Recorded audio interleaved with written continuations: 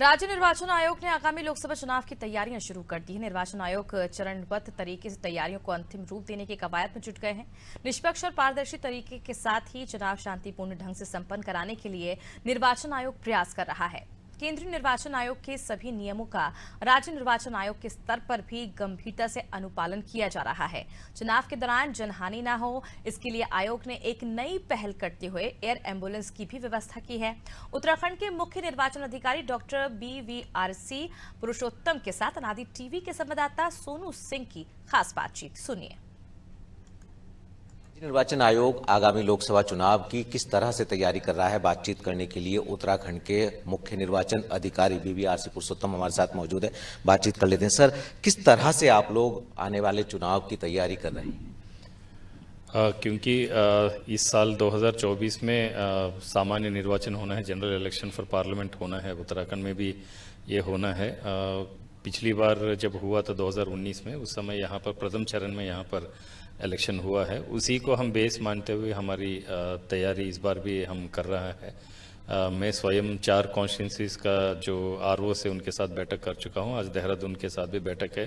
हमारी प्रिपरेटरी बैठक तो लगातार चल रहा है, क्योंकि इलेक्शन एक प्रक्रिया हर साल होती रहती है। यहाँ पर निर्वाचक नामावलियों का इसका जो समीक्षा है, वो काम हमारा पूरा हो गया है। और हमने पॉलिटिकल पार्टीज़ के साथ भी हमने बैठक किया है।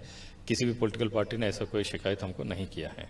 सर, अगर हम पहल की बात करें, शुरुआत की बात करें, तो इस बार जब मतदान होता है तो उस वक्त के लिए आपने एक एयर एम्बुलेंस की भी व्यवस्था करने को कहा है, ताकि जो कर्मचारी ड्यूटी पर तैनात होते हैं, अधिकारी तैनात होते हैं, जरूरत पड़ने पर उनके वो काम आ सके। ये माननीय निर्वाचन आयोग ने हमको निर्देश दिया है। इस बार इंसिडेंट्स कम से कम हो इलेक्शन के टाइम पर, और ये जो पोलिंग पर्सनल है उनकी वेलफेयर के लिए ये कदम माननीय निर्वाचन आयोग ने उठाया है।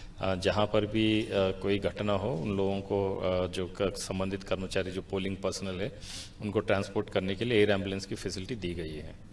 मैं चलते एक सवाल और जानना चाहेंगे। कई बार हम देखते हैं चुनाव में कि तमाम कर्मचारी अधिकारियों की जब ड्यूटी लगाई जाती है तो छुट्टी बहुत लेने की कोशिश करते हैं। तो बैकअप पूरा प्लान आप लोगों के पास क्या तैयार हो चुका है अधिकारियों और कर्मचारियों का, क्योंकि चुनाव में किसी भी तरह की विघ्न बाधा कोई पैदा ना हो सके कर्मचारियों के बाद? सो ये जो रूटीन ड्रिल होता है, वहाँ पर जिलाधिकारी का अध्यक्षता में कमेटी होती है। आई मीन जो शिकायतें आएंगे, मतलब जो कंसर्न, शिकायत तो नहीं बोलूँगा, जो कर्मचारियों का जो बाधा है वो बताएंगे, और उसका विधिवत परीक्षण करने के लिए कमेटी गठित की गई है। हर साल होती है, बट उत्तराखंड में एक परिपाटी रहे कि सब लोग चुनाव ड्यूटी में जाते हैं यहाँ पर।